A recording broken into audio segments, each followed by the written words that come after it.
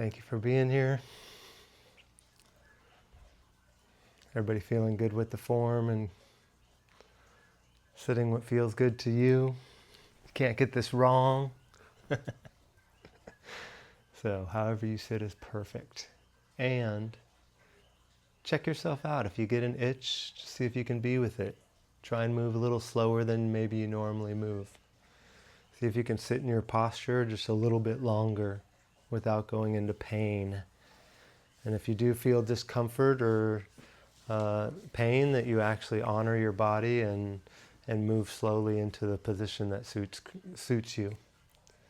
So it's a both and with that of honoring and also, oh, I got an itch every 2 minutes and my brain makes it up so that I move frequently. And so it's, can I be with that itch? And it's okay that it's there, just like the mosquito on the nose. He's here looking for you. You can see him, huh? Oh yeah, look at him. So he'll occupy your mind. Again, to keep your vision nice and wide and broad, breathe in through your nose, out through your nose, into your diaphragm or your hara in the mudra. Thumbs together, a couple inches below your belly button. Head nice and straight, eyes gazed at a 45-degree angle down in front of you. Keep that vision broad and wide. No questions, we'll go ahead and get started. Sound good? All right. All right, thank you. Okay. See what position feels good to you.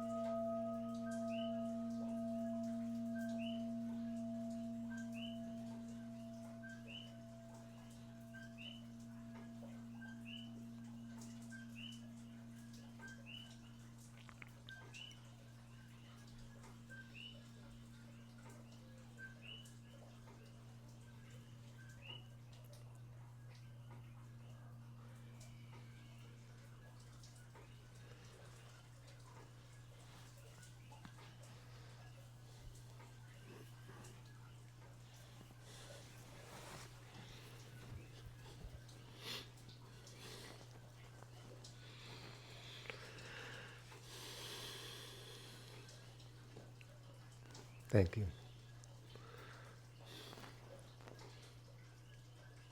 How's your leg, Lorenzo? Good. Good. Good.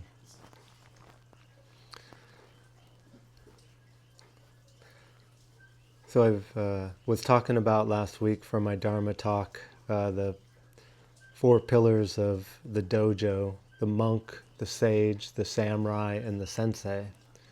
And I was talking about the first pillar of the monk, and habits that serve you or habits that don't serve you, and the willingness to take a look at both sides of that, of maybe adopting something new or letting go of something that maybe you've either unconsciously or consciously moved into you, of habits for 2026 that don't serve you. And so I was getting the itch to move to the sage, and as I was sitting, I was like, hanging out in the monk, I think one more week would be a good thing to do. And it's such a powerful place to really look at how you've actually set your world up, and like habits are one of those things. Looking at things that give you energy and take your energy. I believe I talked about that before. And the thing that was resonating to me coming up at the end of the year is something that me and Amber do every year. It's called the Wheel of Reflection. And do you remember I think it was a woman that gave that to you first, so I want to recognize her. Pele and Firehawk, yeah. They're teachers, yeah, medicine teachers. So I want to honor them for gifting that, and something that we've been doing for many, many years at the end of every year or right at the beginning of the year. It's called the Wheel of Reflection. And it has you look at 4 different areas of your 2025 or your prior year that you've already lived through, to reflect and recognize these 4 areas. And the areas are your successes, your learnings, your failures, and your wisdom. And so your willingness to take a look at, starting with the successes in your 2025, if just want to invite you right now is just to think back at some of those successes that you've had in your year for this last year, and just kind of get a vision in your mind of what those, either something that happened. I was a success of going to Malta with Amber for me, and standing in Gozo at one of the monolithic temples, and that was a success for me to do that. Something I've always wanted to do, to take her and introduce her to my roots and my relatives on the island. So just to think back of that for yourself and this could be some homework for you, is that what are some successes that you had for the year, and to really take an inventory of, we can call them wins or successes, that you can recognize inside yourself for 2025. Again, because you want to know where you've been before you start to go into the future and start to vision. In the sage is the visioning part, that we want to look at, where did we succeed, or where did I succeed, and how did that serve me, and how did that feel in my body to stand in a torrential downpour outside of walking through a temple with Amber, and just the 2 of us were there because everybody cleared out because it was raining, and then it stopped raining right when we got to the entrance of the temple, and it was just the 2 of us for a good half hour or maybe longer that we got to witness that. But I just want you to take that just reflection inside yourself. And then the next one is learnings. What's something that you learned from 2025? What is the teaching or lessons that you've been taught by this prior year? There's always lessons that have been brought to you that maybe you weren't expecting, or maybe that you purposely studied or consciously embarked on a journey that taught you some lessons, and the learning that goes with the prior year. So you have your successes, and then you have your learnings. What did you learn? And then the one that I always struggle with, being the positive guy, but I do find value in, where did I fail? What's that feel like where did something feel like it was a failure to me, or that, I always say even better if, but the real, to feel the gravity of a failure, that it doesn't mean anything about you. It's actually some learnings about 2025 of where did you learn, or you succeed, learn, and then also where were some failures. They're not bad, but they taught you something also. And then out of the successes, the learning, and the failure, you pull forward wisdom. And me and Amber will make a list of the wisdom that we got from the year, from those other 3 areas, that I'm going to take forward with me into this next year. And to go through and take that inventory of, what is the wisdom that I want to bring forward in how I'm showing up, or what I'm doing, or, like I said, habits or things that fill you with energy. It's really, to take that full look at all those different areas every single year, and really, we do it as a couple, and I'll make my list, and about half of the list, my mind will actually block out one of the areas, like successes for me, I block out a lot. I don't, but I'll pay attention to the failures. And so my mind goes to the failures, and then Amber's like, well, what about this? What about this? What about this for successes? And then there's areas for Amber that maybe she wasn't aware of, and I can bring forward to her of, here she has another book ready to be published at the beginning of the year, or first quarter. And she has actually 2 books, actually. Let's just state that's really come out of this year. But to remind each other of those areas that I may not see or recognize. So the wheel of reflection. And the monk is that area where it's going to set you up for being able to go into the sage and start to say, what do I want for 2026? Measurable or non-measurable, it doesn't matter. And if you can do both, that's even a bonus. But that, like, what would be your vision for 2026 is, once you start to take your inventory of the prior time and where you're at currently and what's serving you and what's not serving you, then you can really start to be in what Jen Bowers brought up as dreamy goodness. Are you willing to go to that spot in your mind, like I was when I was young? And they used to say I daydreamed a lot. And I used to see myself flying, and I used to feel what it felt like to fly, and I could go to different places and transport. I used to remember Star Trek. There was they used to go in that transporters. Yeah, they used to go in there. Did you ever watch that, Dexter? No, I was. So I remember seeing that. The Jetsons. Oh, okay, yeah. So yeah, they had transporters too. Look at that.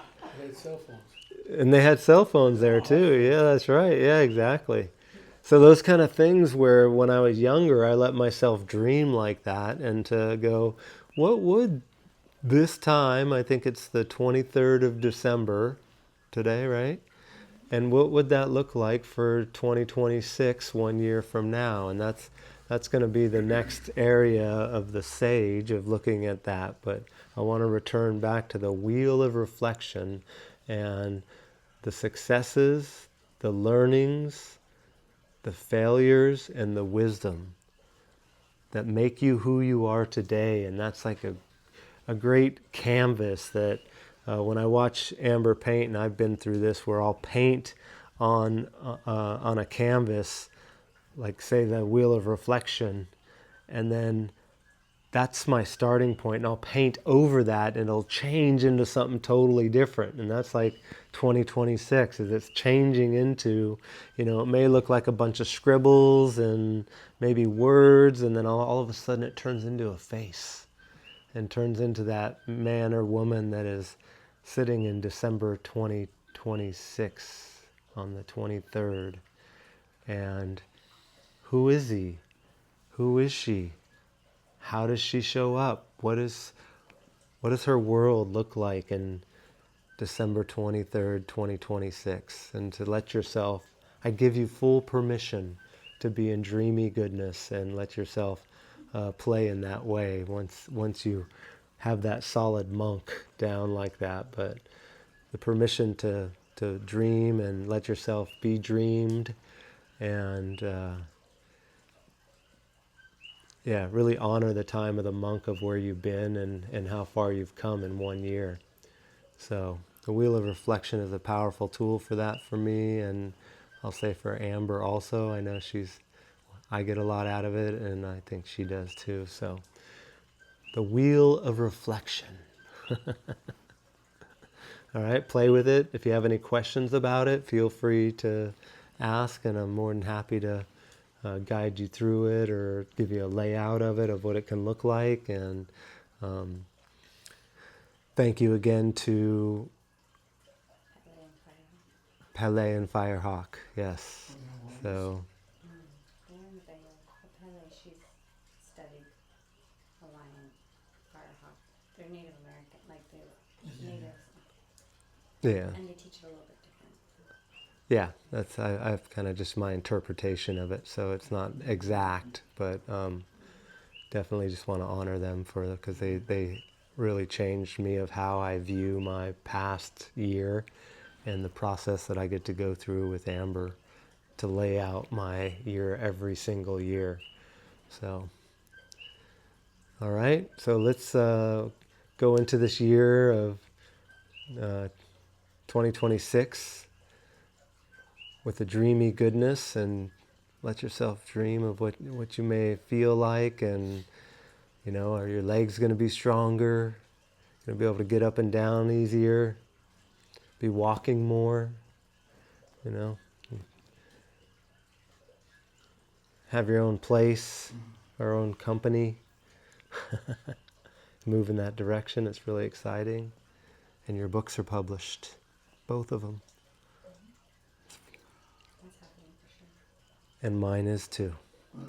So I'd like to. So that's something that. Look at that. She said that's happening for sure. Hear the conviction in that? I love it. So, all right, let's go ahead and get in our position, and we're going to sit for 10 minutes, and then we'll wrap up.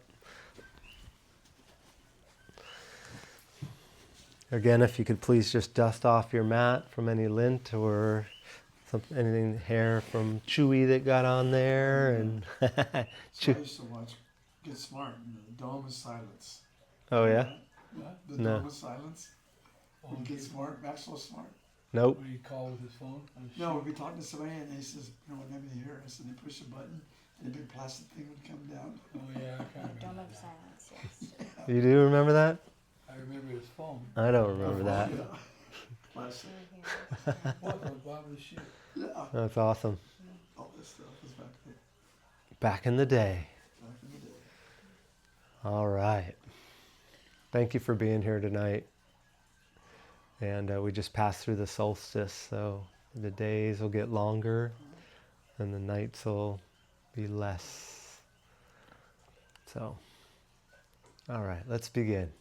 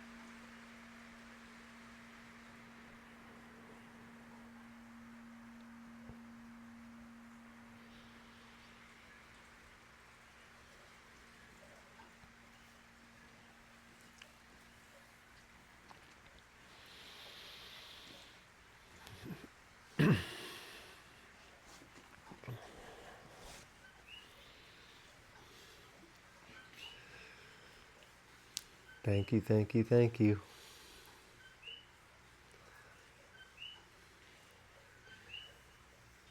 Boy, I love when I miss an electronic, the heat rose inside my body. And just to let it pass through is FaceTime on my iPad. Oh, But I'm trying to catch you. someone trying to catch me. All right.